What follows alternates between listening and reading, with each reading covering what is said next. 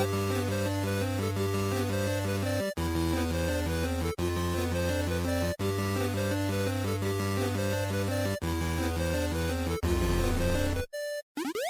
I have Paul Crocker, Associate Creative Director, and Steve Dyck, Character Director from 343 Industries, here with me to talk Halo Infinite. Guys, we have 3 different accents in this room. Well, I'm assuming, Steve, that you're American. Is that a bad assumption? Canadian. I'm Canadian. 2 accents in the room. 2 Steves, both Canadians, and an English Paul. That makes it easier. Guys, you've probably just woken up to... Well, not probably just woken up. You've woken up to really good Halo Infinite review scores, is what I was trying to get at. How are you feeling, is the first question. I mean, technically, I haven't really been to sleep. So I've been... since... I kind of fell asleep last night, and then the reviews hit, and then I couldn't sleep. I don't even know why, because for it was an entire kind of wave of relief. But then I guess I just kept reading all night, and then it was too late. But I think, the simple answer is pretty good. Like after, the team's worked incredibly hard. It's been a kind of passion project for a lot of people, and really just knowing that people like it, it's a kind of traumatic experience, building something for a long time and then releasing it into the wild. And, it's just great to know that people like it. Nice. Steve? Yeah. Probably similar, I'm imagining. Yeah, very similar. Like Paul said, we've been working towards this and waiting for this for a long time now. And even though you might feel one way internally, you're always your worst critics, right? So you're never really sure. So this morning, seeing some of the review scores, and just the general consensus of people having fun with the game is awesome to read. Nice. And there's obviously been a preview, but those multiplayer guys were getting all of the good Halo love for the last couple of weeks, so it must be nice to get your own share of that. Mm-hmm. Now Absolutely. It's probably too hard to it's definitely, it's an assumption. It's not even an assumption. It's too hard to say that only one thing or one important thing happened over the course of this past year during the delay. But in your own perspectives, what to you is the most important, the biggest, the best usage of 343's time in that delay period to release the product that you have, or you're about to, in a couple days? Yeah, a couple of days. So I can start answering that. I'm sure Steve will have a perspective, but mine's going to be a bit of a bigger answer sorry. But really, it wasn't a full year. I know it sounds like one, but obviously you have to also finish the game. So yeah, and actually the other reason why it wasn't a full year is it didn't happen instantly, right? That we got the extra time, and we were still working on completing the game, which actually gave us a really good. Put us in a really good position, because not only were we working on finishing the game, we were able to play it and spend a lot of time playing it as consumers. And what that meant was that, for example, Steve and I could be playing through it and going, well, this bit's too difficult, or that bit's not landing well enough. And again, it gets really easy for us to say, well, we must have changed tech or something, we must have changed this or that. But actually, we tried to focus on very specifically on the stuff that was actually working and make it better. And in most cases, and then we stack ranked and prioritized everything that we really wanted to do around those and how to improve them. And then, basically pushed ahead with the whole team moving in that direction. So, for example, we knew, we've known for a long time the game is more fun if you can use the equipment and you understand it. But I think originally it's hard to tell based on time we've worked on the game, but there was a point in time where you went looking for the dead Spartans and that you get the equipment from. But we moved them onto the main path so that everyone got the equipment as soon as possible with tutorialization, so that then if you liked it and wanted to go and get more equipment or upgrade your equipment, you could, right? Because it would be out there, as opposed to you found it. So we guaranteed that every player had it. And it seems obvious when you're looking at it from where we are now. But at the time, we wanted to encourage exploration, but it wasn't really working, and it meant that when you were in these situations and the players that did get it didn't know fully how to use it. So again, we just doubled down on that kind of thing. We doubled down on the bosses and some elements of the story that weren't fully working. And just again, we've been in an incredibly challenging position, like everyone else has, because it's not like even if we wanted to make 20 new scenes or anything else, which we didn't, by the way, but if we did want to, we could put actors in a mocap stage because we couldn't. So it was just looking at the things and figuring out how we could work with the resources we had just to improve what we had. Like adding boss introductions was one of them. Well, not so much adding boss introductions, adding more boss introductions, because not every boss had one at the time. Cool. A good example is the Jaeger one. That whole sequence in the House of Reckoning was a lot more truncated in the original. But we got time to actually look at what we had and make it actually creepier and more memorable than it was before. Anyway, that's how we went through the process. And it was really just play, consider, play again, and then target making that thing better. Obviously, we added a few things here and there, but really, we didn't add a lot. We actually took some stuff out. Nice. The Craig the Brute soundstage at the top of the tower was always there from day one, I'm sure. Well, that bit wasn't, but and to be honest, we didn't even know that the artists had added that in until I'd say it's too late, but it's awesome. But again, the whole team is trying to put love into the project, and that was one of those things that we just leaned into. Steve can talk much more about Craig, but we didn't show ourselves in the best way, but also there were just some bugs and stuff that were causing that. And but instead of just hiding from it, we just wanted to embrace it and say, we know, so let's make it better. And I just want to assert that, Steve, you don't have to talk about Craig if you don't want to. If that's not your answer, by all means, go ahead. I would like to say that the tribute to him was before Craig was even a meme. We saw it coming. We nice. did it. No, to get back to your original question, I think I agree with all the stuff that Paul touched on. I think the one that stands out to me in terms of the most specific, if it was one thing, would probably be the boss fights. Boss fights are always a very challenging thing to pull off, especially in a first-person shooter. I think, some of our boss fights are stronger than others, sure, but I think in general we really leveled them up over the course of that year. From reading through reviews and stuff like that, and just kind of user feedback, the feedback that we've gotten that the team really appreciates, and I really appreciate it because it was our goal, is when the player reflects on it. Well, these aren't just bullet spongy bosses where the health's just been spiked. There's more to it than that, which is exactly our goal, and that was a big part of where we spent that extra time. Like Paul talked about some of the intros and stuff like that, but more in the moment to moment combat. We wanted to get away from okay, there's a brute officer. I fought brute officers before. This one's just way tougher, and it's got a way tougher shield. We wanted there to be layers to it, and I think we achieved that with varying levels of success.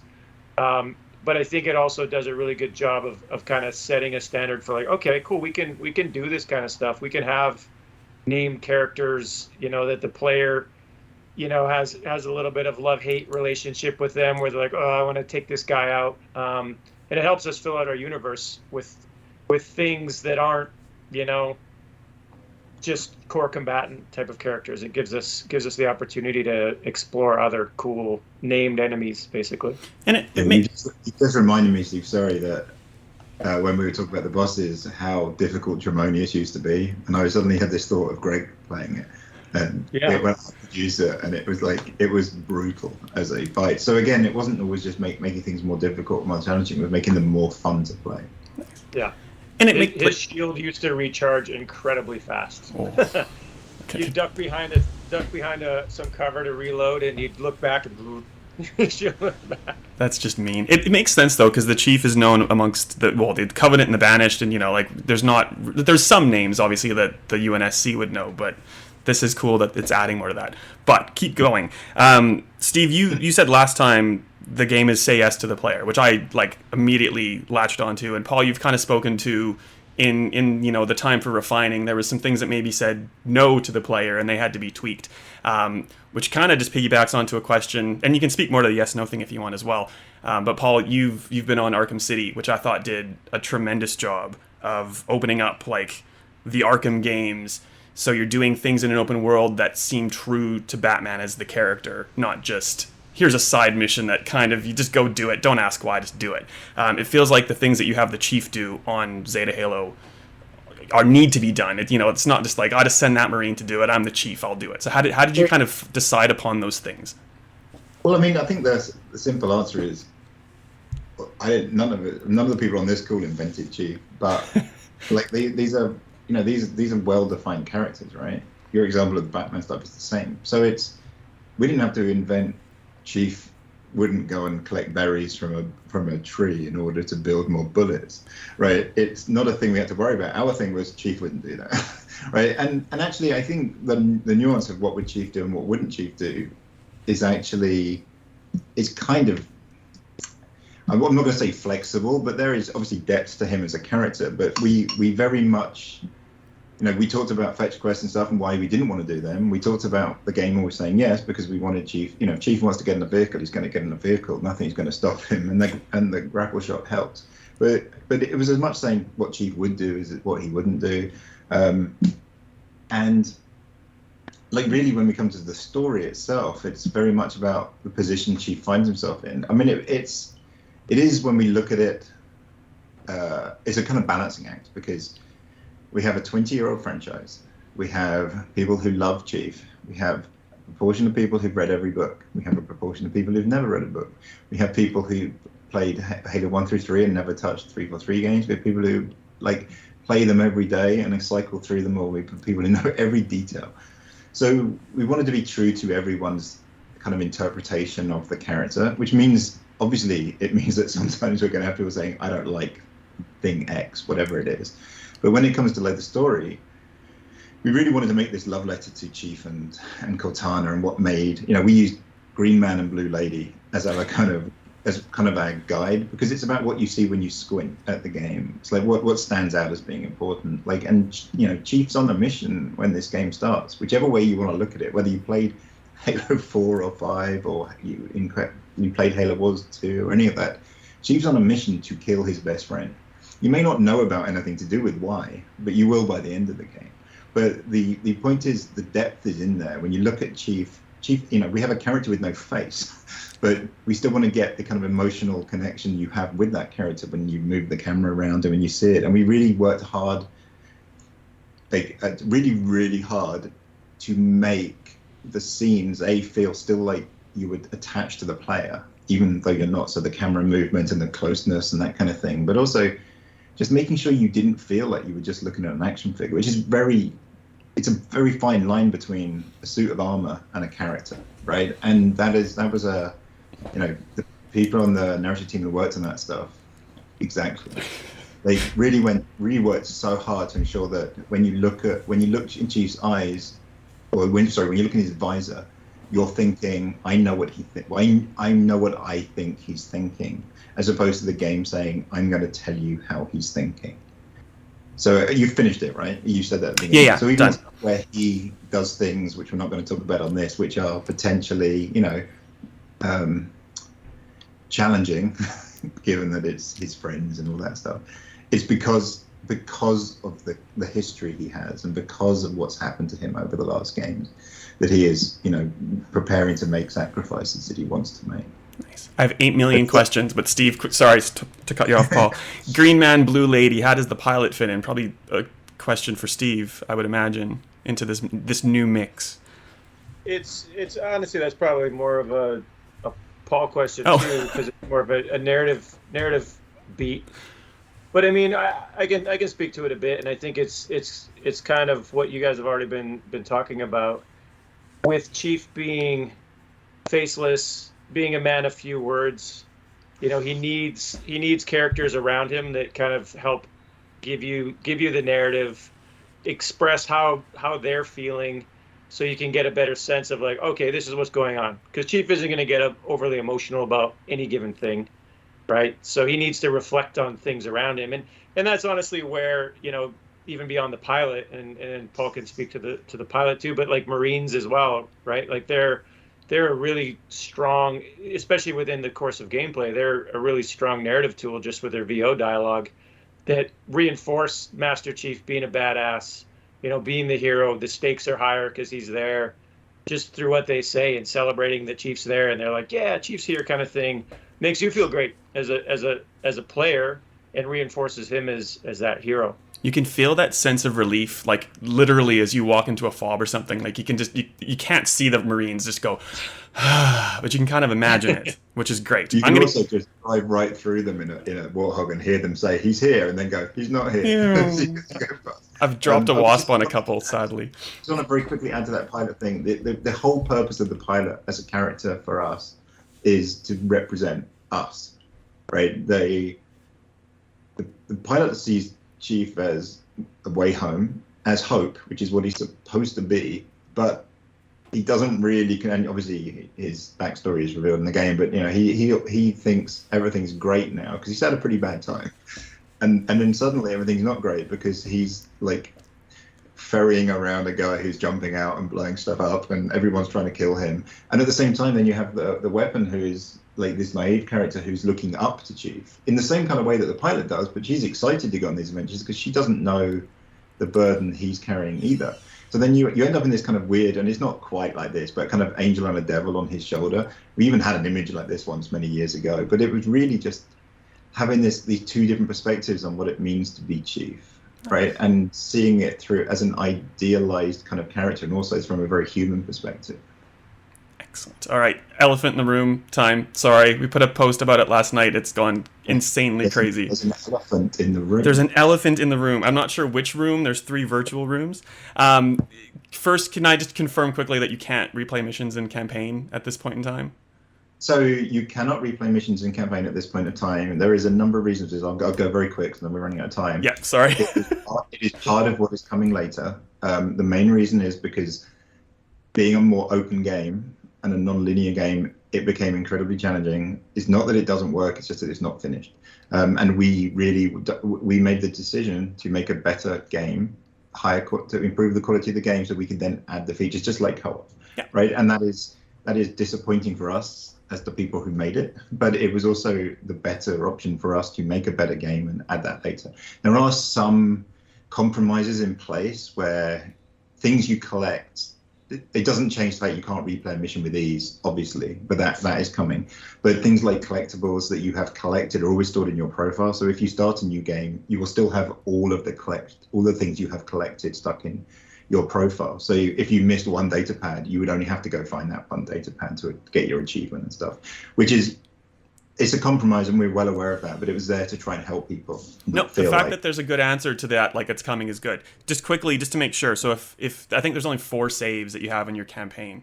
So if I overwrite save 2 with a new play, and I've found something in the save 2 file, is it just cumulative across your gamer tag? So it doesn't really matter. You can play with those saves however you want. Okay. It's your profile. I mean, I'm saying this based on that's how it's supposed to work. I keep the same one. But that's how I was promised that's how it works as well. So your profile is the important thing. Your profile stores your progress. The save is just where that version of campaign is. That's the intent. You guys took my 94% complete save away from me today, so I'll get off it. In terms of the campaign collectible, relaunching missions thing, is that coming with co-op, or is that coming before co-op, or is it actually timed and part of the co-op update? It's all part of the stuff that's being worked on at the moment, and obviously we haven't announced a date. Yeah. And the reason I'm being a bit cagey is, I don't know exactly, but people are working on it even now. So it's coming is the better answer, is the only answer we can give. That 343 is listening, and you know that's an issue for people and that you're working on it. That's like the best resolution that we could get from today. So thank you so much for that. I'd just like to throw, we listen to everything. It's hard to, obviously, it is really hard to react to every single person, but we genuinely built the game for the fans, right? This is everything about the campaign is for the fans, right? And we have a lot of them, and they have a lot of different histories. And I know that personally, this isn't a 343 perspective, it's a my perspective. I know that some things aren't going to be what every single person wants, and some things are exactly what some people want. And we try to make sure there's something for everyone. We've used phrases like it's a love letter to Halo many times in the past. And it just doesn't have all the words you want, maybe.